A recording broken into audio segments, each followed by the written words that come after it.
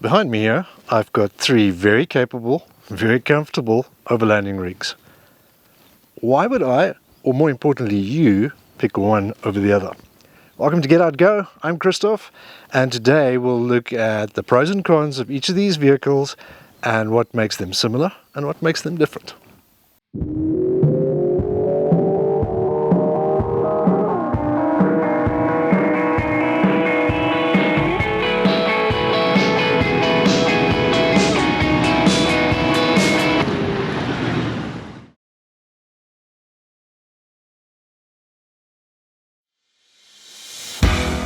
We've grabbed three different campers today to show you how each design delivers a comfortable overlanding platform. Each of these is great in its own right, so how do you choose one?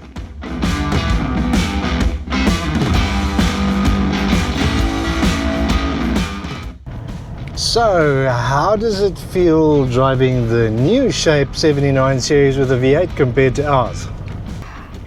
It drives very nicely, I must say. It's very smooth.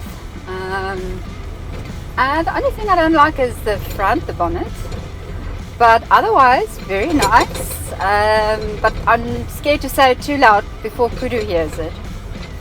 Yeah, I think we've obviously taken out a Camelback before and quite enjoyed that. That was the old Shape, but it's good to see you can still fit it to the new Land Cruisers as well. Yeah, and it feels driving on the highway, everything felt good and didn't feel uncomfortable. And yeah, I think it's a good one. Cool, well we're going to Zebra Camp now and we'll set all of these up and see how it goes.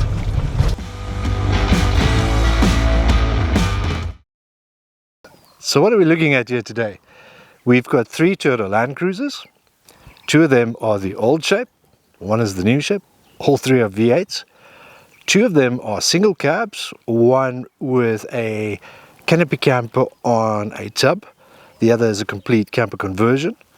The third is a double cab with a tray and canopy. So what's the differences? What does setup time look like? How comfort are these? Let's go have a look. We'll set each of these up and show you their main features and different approaches. First up, we have the Bushwhacker Camelback.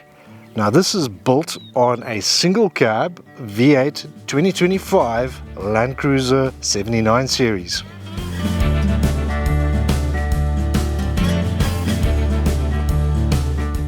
The Bushwhacker Camelback is a full camper conversion.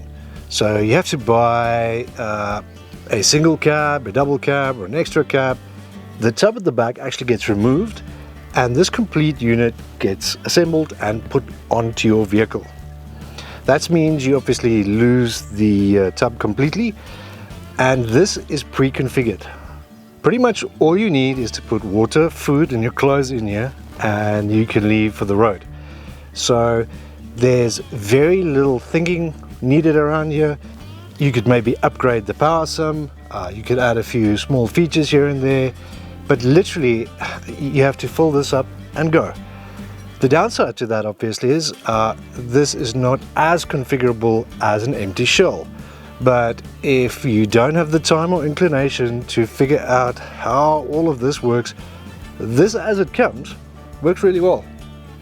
You don't have to think about it. This pretty much caters for any need and it is, I think, especially well suited for long-term travel. What this doesn't give you obviously in the single cab version is if you have kids.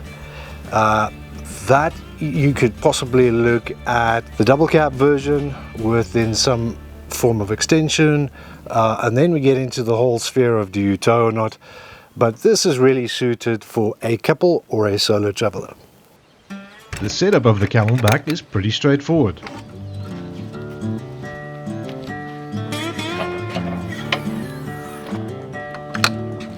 It has a pop-top roof, which is very easy to set up.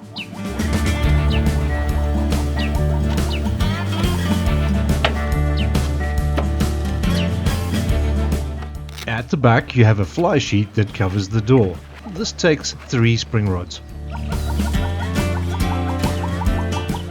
All three of these vehicles have awnings. They're different types. There's two 180-degree awnings here and one 270. Different designs to provide the same benefits, obviously. Even though this 180-degree awning provides cover for quite a large area, it is still easy to set up or tear down.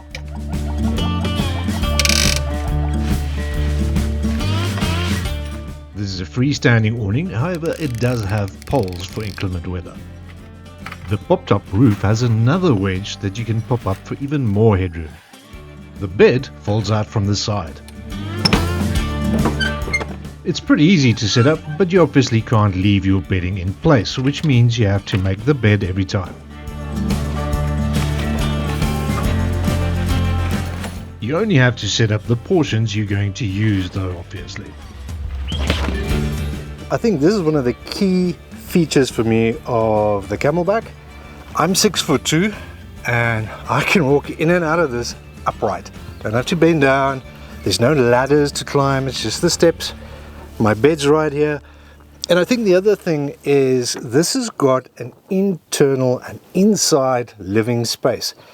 If you're going to hit the road long term, so say you're traveling for weeks or months or even years on end, you need an inside space to retreat to, especially in inclement weather, or even if you want to work inside. So this definitely ticks all those boxes. The space in the single cab version is amazing.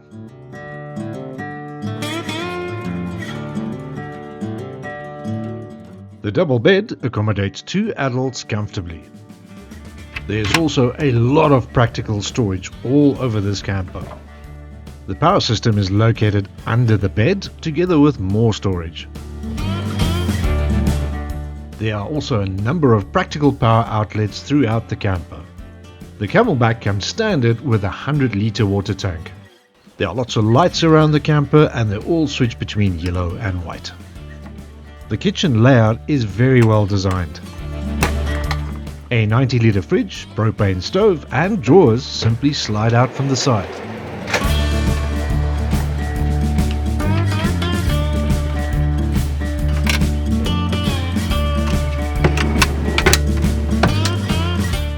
The pantry door forms a large working surface and there is lots of storage in here again. The Kamelback also comes with a DU-Hot hot water boiler so you can have hot water on tap at the kitchen. The 5 kg propane bottle is also housed here. You also have another basin, tap and toiletries cupboard at the back right next to the shower. All three of these vehicles have shower cubicles attached to them. This is our preferred shower enclosure. You do get those very complicated pop-up ones and they're very difficult to get back together again. This is obviously applicable if you do a lot of off-grid camping, which we do, and all three of these vehicles are built exactly for that. So the shower cubicle is just very convenient. It's quick and easy to set up and tear down. It's right by your water source. You've got hot water showers, so we really like it.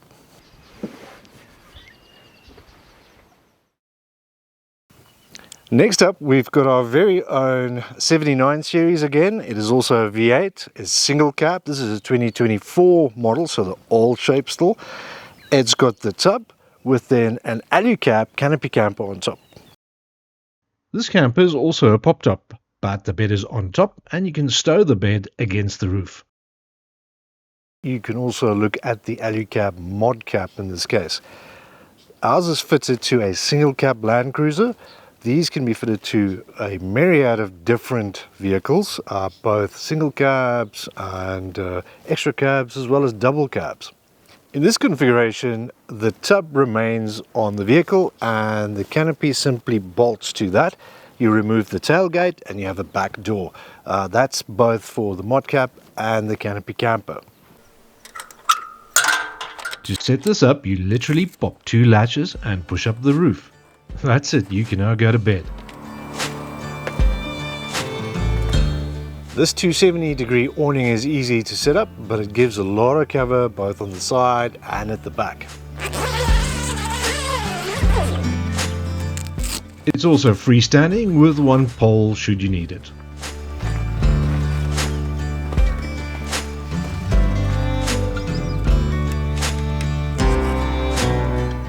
So as you can see, this is really quick to set up. It's very easy, but at the same token, it does give you that inside living space again, similar to the Bushwhacker Camelback. That's, I think, important again if you're going to be on the road long term. That makes a big difference. The space in here is massive, and we fitted it out with a modular cupboard system from JME Developments.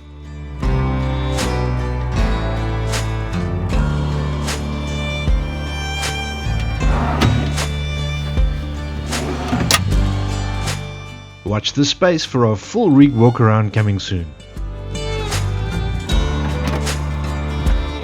The best feature for us is the fact that the bed can stow away when you're not using it, but it stays made up the whole time. You also don't need a ladder to get up here. What does make this a little different to the Bushwhacker, you have to build everything out yourself at the back here. That gives you a lot of freedom and choice, but obviously it takes time and you need to design it the way you like it or pick from existing designs and still build all of that out. So this is the Alu-Cab shower cubicle, also very easy to set up. It does give you cover at the top as well, and this is just a great way to shower next to the vehicle.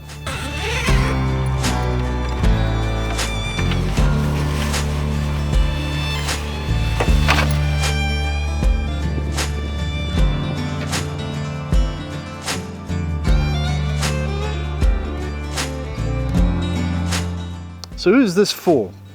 This particular one is a single cab, so that assumes a solo or couple travelers. You do get this version in, like I mentioned, for double cabs and for extra cabs as well. The mod cab comes in a family version too that can actually sleep 4 up there, so that might be attractive as a family if you don't want to tow. The inside living space is really what sets this apart. But then at the same token, it's really quick and easy to set up or tear down. We are camping at Zerba Bush Camp in Dinokeng Game Reserve, and it's really nice. There's 2 bush camps here with a third on the way, and then some tented camps. Let me show you around. This is a great camp in the heart of the Dinokeng Game Reserve. The unfenced campsites are spacious and private. They feature great braai areas, a bin and water on tap. The open air bathrooms are great with flushing toilets and wood-fired hot water showers.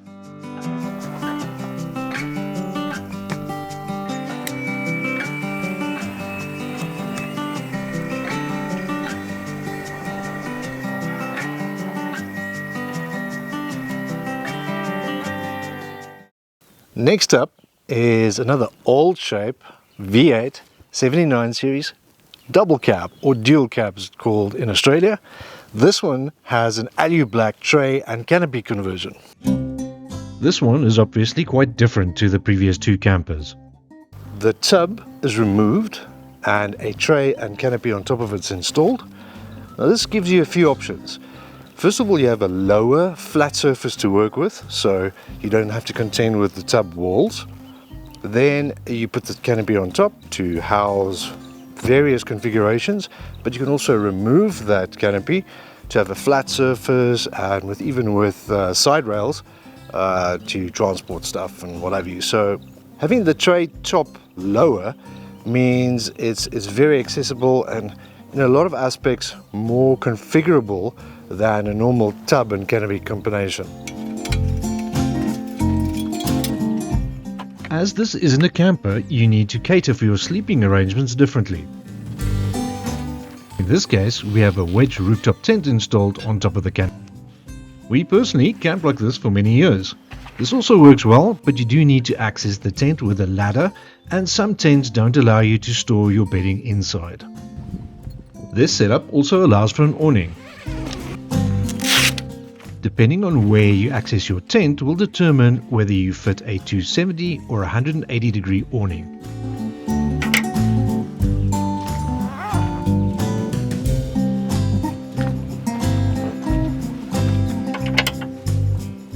The inside of the canopy you have to configure yourself. Some of them do offer combos you can buy from the get-go, but it's literally down to you how you want this. You could have a drop-down fridge, you can have an upright fridge like this one, different types of drawers, tables, your gas hob, all of that.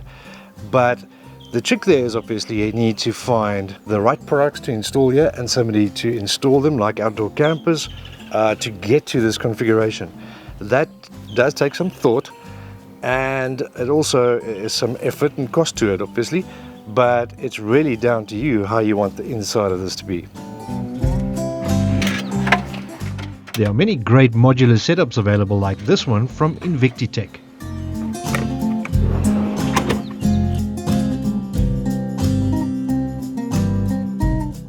So as you can see, this is really easy to set up. It's very configurable, but you obviously have to do that configuration.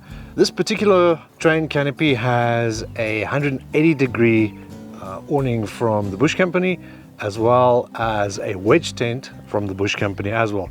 You could fit anything you like here obviously. This could be an Alu-Cab, Gen 3R tent, quick pitch, the Bush Company, and similarly with the awning, you can mix and match this as you please.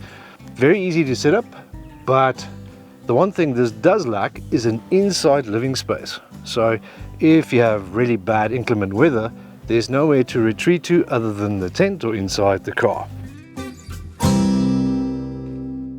So this particular train canopy also comes with a shower. It's got a DGR hot water boiler, it's propane powered, and it's right by your shower, so you've got hot water on tap. So this is the other side of the canopy, and as you can see there's ample storage in here. The 12-volt system has been built into here with a very nice 210 amp hour lithium battery, solar charge controllers, you name it, it's got it back here, and there's still a lot of space to boot. Let's have a look at the shower.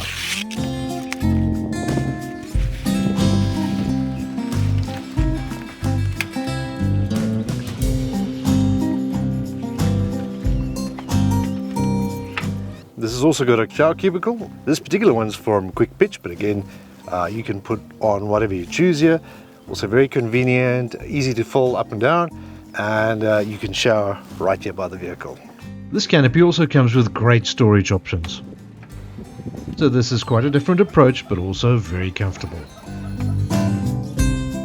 So which one of these is the best? I think that's the whole point. It depends on you. What are your needs? What are your likes? It doesn't have to be a Land Cruiser. It can be any of these configurations. I would just suggest look around and then pick the right fitment center, somebody like an Outdoor Campers that has experience in building your dream overlanding rig. These may have different approaches, but each is great in its own way.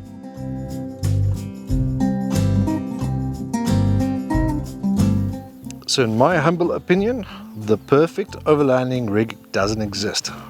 Let me clarify. There is always a compromise. You need to find the best compromise for your needs, because what works for me might not work for you. Are you a weekend warrior? Are you a long-term traveler? How often will you be doing this? Do you need to drive this every day? How quick is it to set up? How comfortable is it when it's set up? All these factors determine which of these you'll pick. Thanks for watching. Please like and subscribe. It does make a difference. Until next time, get out there.